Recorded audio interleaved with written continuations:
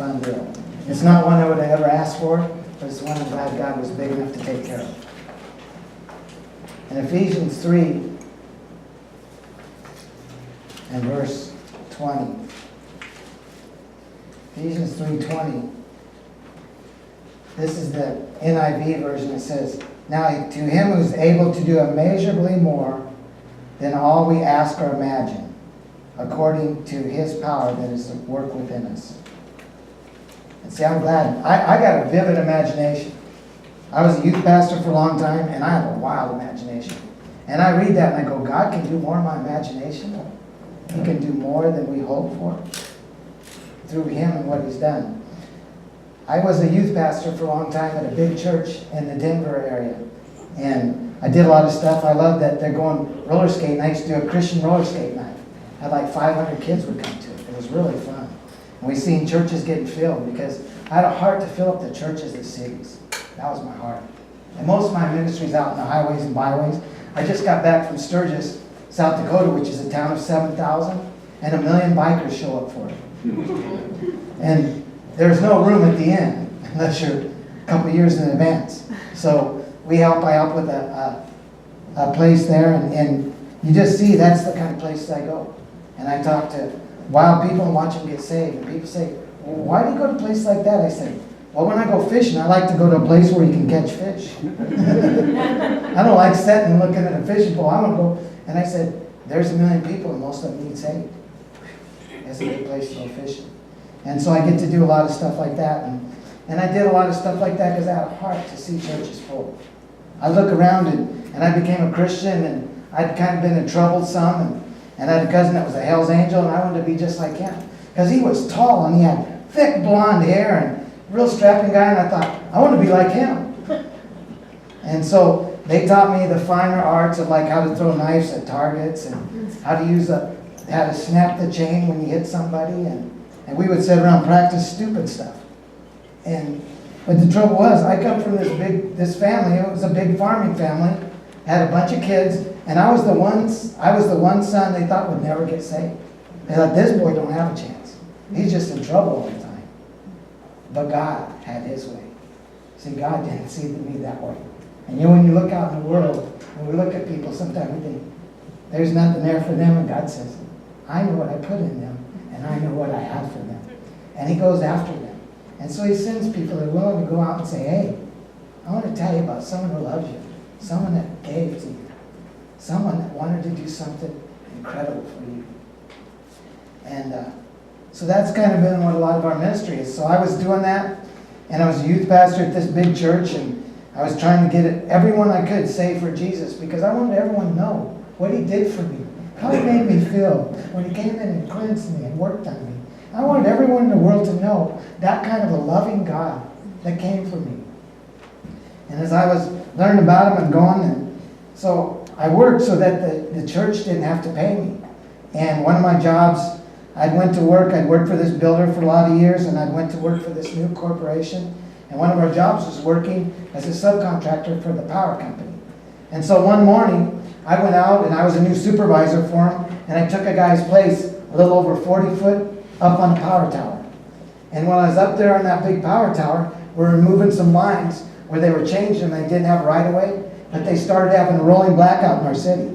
So they started moving power around. And so as they were moving power around, they turned power back on to where I was working, where it had been locked out. And so 2 lines arced like an high wind. And I had linesman gloves on because, I got to be in the safety gear. And my linesman gloves were just certified, and they were good for over 10,000 volts. But the trouble was, it was over 100,000 volts in those lines. And so when the 2 lines arced and hit, they blew my fingers all up. And they came through, blew the tips out, and they blew these fingers literally into dust, most of them. And I just had charred bones there. And the electricity turned and blew holes all the way down through me and came down and blew a section of my heart off. And then it cooked everything inside like a super microwave.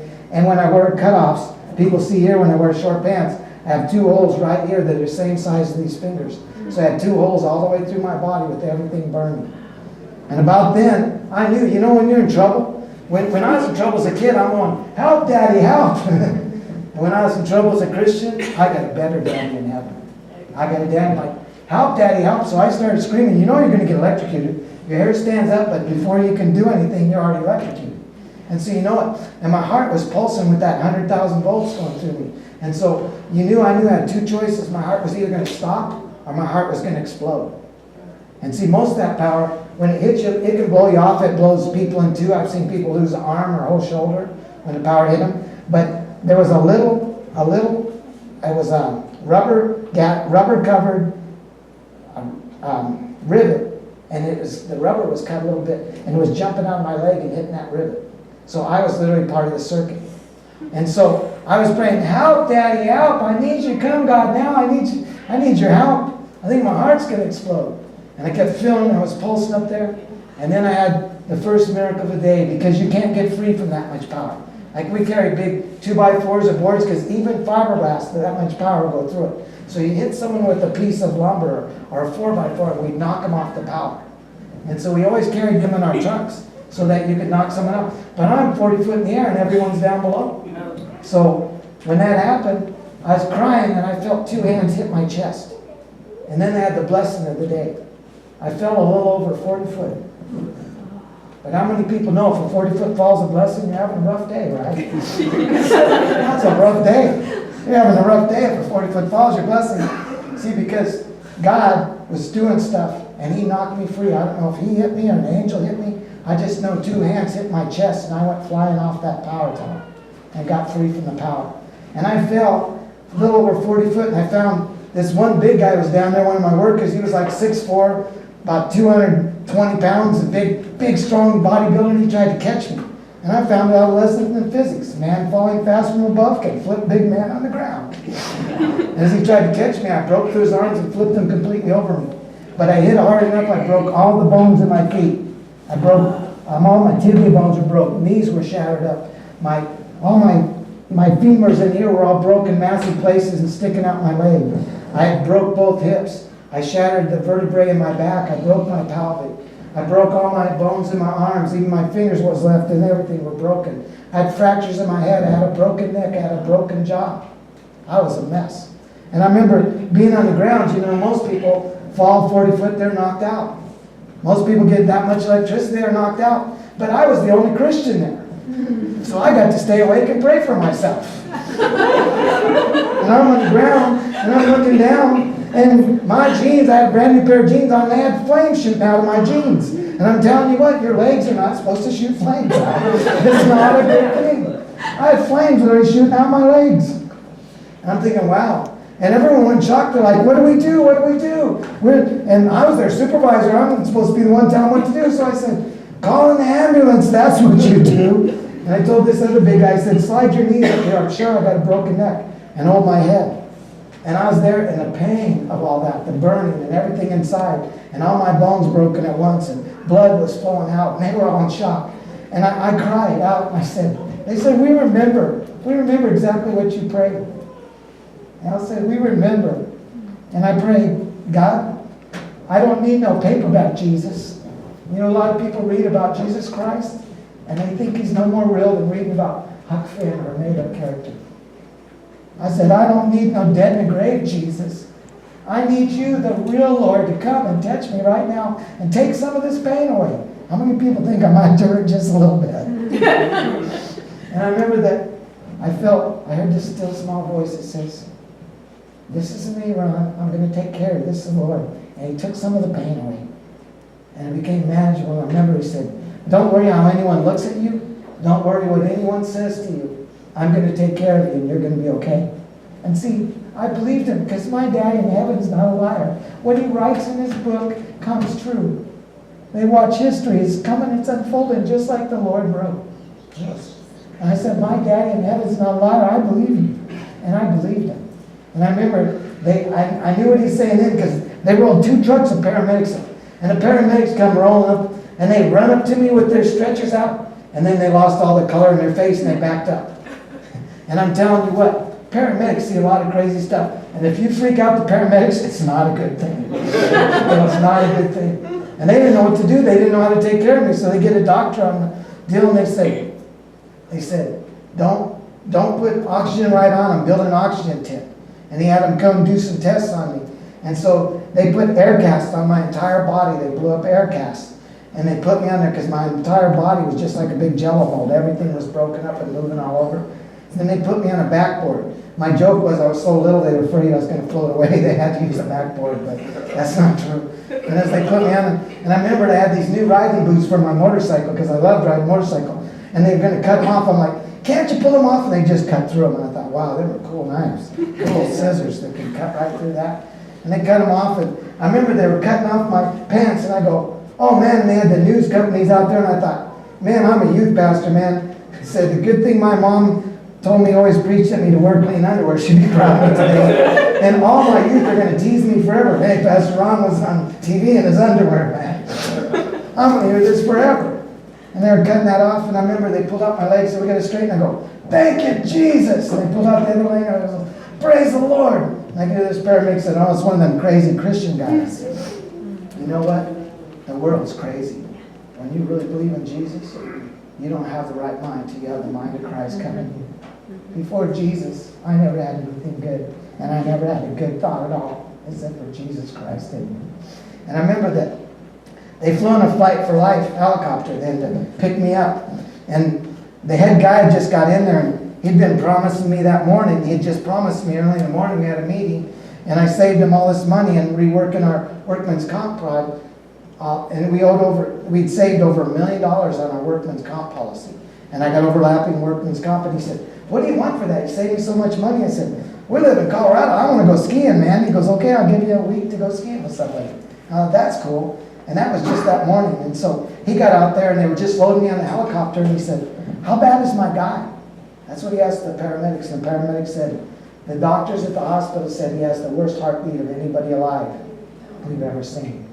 And his breath sounds are so bad, there's no way he'll live to the hospital. How many people know that when you're already doing bad, Satan wants to speak even a worse word over you? He wants you to even feel worse. He's not just happy you're down. He wants to make you even worse. He's not just happy you're down. But God, he has life to speak over you. And I remember that as he thought that, he went in, he looked in the helicopter, and he didn't know what to say. He just got in shock when he seen me. And he said, how are you? And I said, I'm going to be fine. My dad in heaven told me I'm going to be fine. He's not a liar, and I'll be back to collect that ski trip. That's what I told him. And he freaked out. This guy was not a Christian, and that freaked him out. And he told people all the time I was in the hospital, I kept saying, that guy's going to be fine. I just believe it. Nobody's looked at me with that kind of content face and just said, with determination, I'll be back. And I remember that on the ground, I said, call my pastor. He believes in healing. Have him come. I believed in healing. I prayed and seen many people healed. And I said, call my crazy Christian roommates. I said, they believe in Jesus, and they believe the words written in here. I want them to come. And so I told them the numbers while I was laying there, and they called my pastor. And so he came to the hospital, and they called my roommates. And one of my roommates was dating an emergency room nurse. And she was from the hospital they flew me to in the Flight for Life. And she had just got off work, and she went back in her scrubs and scrubbed in and got to take care of me. And Shally was my friend. And Shally was just freaked out. Shally would look at me, and she had to leave the room and go cry because she thought, I'm going to lose my friend today. There's no way in the physical, natural, this man's going to live. And she left and cried for a while, came back and just tried to take care of me and tried to comfort me. Or she was going to watch her friend die. And I remember that. They said, we really don't know how to take care of you. And they said, we want to know if we could take and do an exploratory surgery on you. And I couldn't sign anything, so I had to get them verbal because all my fingers are broken. And they just wrapped up things. And I was laying there. I remember they kept letting air out of my cast, and my legs would go all over, and it just hurt like crazy. And it was just like a big... Shelley said she had nightmares for a couple months over just seeing my body and what it was like, and just really had a hard time. And I remember that I said, okay. So they cut me open all the way inside. They looked inside, and they opened me up and said, he's so cooked inside, and they found bones from my feet that it went up like arrows clear up into my chest. So they cleaned out what they could, and they just stapled me up and sewed me back up and put me in body traction and waited for me to die. And like some people, when they're really bad, they give them 5-10% chance to live. My official record said for 3 months, 0% chance to live. In fact, on every shift They wrote, we're not sure how he's alive in this shift. We're sure he'll die in the next shift. And Satan will use people to say what the natural is, except for God's not stuck in the natural. God can move in the supernatural too. And I remember that as they were working on me, and I was just laying there, and they put me in a drug-induced coma. And so I was semi-conscious. I could hear people talking, and I love to pray. And I'm telling you, the more dead my body was, the more alive my spirit is. And so the more I can talk with the Lord. I'm telling you, we get in the way. When this body comes off, and we die more to self, we hear more from Him. And it really is that direct correlation. The more dead my body was, the more alive my spirit was. And I could hear people talking. I remember some people would come because they knew I loved to play my guitar and do worship. So they would have their guitar scrubbed and put everything in and go in and they'd play worship for me. And I'd love that. My spirit would just be alive. Some of my friends came and they would be playing the Bible all the time for me because they knew that I work with an MP3 player with a speaker, and I'm listening to the Bible all the time because I want the Word of God in me. I want the Word of God in me. And so I remember laying there and thinking, going through all this stuff, and I died 6 times and they brought me back to life. And they kept saying, there's still no hope, zero. They didn't say my bones work on me. They were just waiting for me to die. And I remember the 7th time I went out, I remember the doctor going, he was saying, bring in the crash cart, his heart's not beating. And I got to thinking, isn't that where they shock people? Isn't that the crash cart? Isn't that where they shock you? How can more electricity help? That's why I'm in the hospital. And in the first place, how can that be the cure? And they came in and they shocked me. And it felt like someone stuck a hot spear in my heart and pulled it out. And all my broken parts went flying out. And it hurt bad. And they had a tracheotomy and a feeding tube in that. And I couldn't talk. And so they said, increase the power. It didn't work. And I'm trying to holler, don't do that again, sucker. That hurts. But they couldn't hear me. They shocked me 3 times on full power, and it didn't work. And they cut my heart open, cracked my chest, and they massaged my heart. And they shocked me inside, and it didn't work. And they worked on me for an hour and 45 minutes with no brain waves, no breaths. I was already on an iron lung because my lungs would shatter rather than expand. And I was already completely on an iron lung. And as they were working on me for an hour and 45 with nothing, and they finally said, he fought hard for this, but this is it. And they tagged my toe and zipped me up in a body bag and rolled me down to the morgue in this chilled room waiting for an autopsy. Mm-hmm. But do you know how many people Satan takes in this life? And he puts in a body bag of discouraged hearts. How many times he puts in a body bag of discouraged dreams? Telling them they're worthless when God's created them for something. And he zips them up in a bag just as much as I was in a body bag, to tell them their life is over and they're no good and they're useless. But that's not why God created people. And I remember being down there, and after they worked on me an hour and 45, and I didn't have to go to heaven experience like some people get. I had a demonic entity showed up and he said, I've come for you and there's nothing you can do. It spoke to my heart, didn't speak out loud. And I thought, whoa. And right then these 2 giant angels were there. And then I realized I'm in a bag and I'm seeing out of this bag. This is freaky. And these angels were taller than the ceiling above me. And I'm watching these 2 giant angels say, no way, the master said you could bring him this far and no further, and drove him off. Drove that demonic deal off. And kind of looked like Pigpen on Charlie Brown, all these real foul smelling and a bunch of yuck. And I don't even know how to fully describe it. This is I was freaking out. And I seen these angels drive him off, and then the Lord said, I am not ready for you yet, and you have more to do on this earth. So I'm going to blow breath back into you and send you back. And the Lord laid down so inside me, and I came back to life. And this nurse, who had been over 5 hours, she went away, and on her break, she came down, and she'd become a Christian because my friends led her to the Lord while I was in the hospital. And she went down, and she unzipped the bag and held my hand and prayed for me, right? And she see my heartbeat. And she said, oh my gosh, he's alive. She started screaming, get him upstairs. So for over 5 hours, an hour and 45 upstairs, and over 5 hours down that cold room, I was gone. And I'm telling you, there's people here in this room that have been in a body bag ripped up by Satan for longer than that. And God said, I can still breathe life back into you. I can make your life. I can take what God's got of you, and I can make sure that I'm telling you, he said he'll do his purposes through you. And I knew then they rolled me upstairs, and they were all freaking out, but my body was still all wrecked. They had to put me back in the iron lungs, and they're working on me, and then they finally decided, wow, this dude's not dead, we better do something with him. So they started doing stuff like they started doing surgeries, but they didn't roll me to the surgery room. They scrubbed my hospital room down. They said I'm the only person they've done that for. They felt to roll me to the surgery room, I died. And they put metal rods like this down inside me.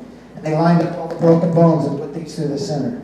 And they had rods like this fused from my knees to my hips. And I had a whole box of metal all inside me. And they were working on things, and they're trying to get things put back together. And I remember that as God was working on me, and I was talking with the Lord, and I was praying, and one day all these buzzers started going off, and they go, what's wrong? And all these people had come in and prayed for me, and prayers were going all around the world for me. And they come in one day and they go, he's getting way too much oxygen. And God had put 2 new lungs inside me. And so they had to take all the machines off me. And I got all these holes in my side, look like them old Buicks. Because of the big bullet hole looking deals in my side where all them tubes were in me. But I don't mind that, because they're the marks of Jesus in my life. And I remember that one day they were trying to decide what to do about my back that was so broken up. And so they took x-rays and MRIs in my room, and all these people had prayed for me and laid hands on me. And the next day they came in and did some MRIs and x-rays for the surgery, and my back was together, but it was in 2 pieces sticking through the spleen each way. God had pulled all the pieces together. And that freaked them out so bad, because I'm in traction, I can't move. And they said, what has gone on here? So they had all the machines checked and calibrated, and they all tested perfect. And they took an x-ray the next day as people prayed, and God had pulled my back together and mended it. And that freaked them out. You want to talk about doctors freaked out? And I remember that my hand had hurt so much more in the emergency room. I remember saying, I got to pick up and see why my hand hurt so much worse. And I looked up and I picked up my broken arm, and I had these tiny charred bones sticking out where fingers used to be. And I said, wow, Pastor, I can't lead worship on my guitar no more. I don't have fingers, I can't play my guitar. And I remember my pastor was freaked out, and hundreds of people see my fingers off. And I remember one day they decided they were going to amputate my hand. They'd been waiting to see, and they considered my hand dead. They'd done all these tests, and went in and wrapped my hand stick, cut it off. Jesus had put my fingers back on, a full finger. Full function, full feeling, fully working. And that freaked out the doctor so bad, they said, if you cut your fingers have a different fingerprint. So they had me fingerprint. They said, you have the same fingerprints. I go, yeah, the same guy put them back on. These are original equipment. You get them back from God, they don't look different. He knows how to do them. He's the creator, master creator. I remember they were so freaking out. They had this atheist doctor that had been working on me, and she'd speak just ugly things because she didn't believe in God. And I remember talking to him and saying, you're gonna learn to speak better deals. But I just kept feeling sad for her, sad that her life was that sad. And I said, oh Lord, I just asked this request. Would you let me witness to her, please? And she got elected to take out my tracheotomy. And she'd just taken it out, and she was explaining to me, because they didn't put me fully out, they just numbed that area. And she kept saying, look, most of the rest of the doctors believe that we put the stuff in you and just shoved it down your throat to save your life. And we've tore up your vocal cords so bad you'll never be able to talk again. But I think maybe in 2 years or so, maybe enough healing will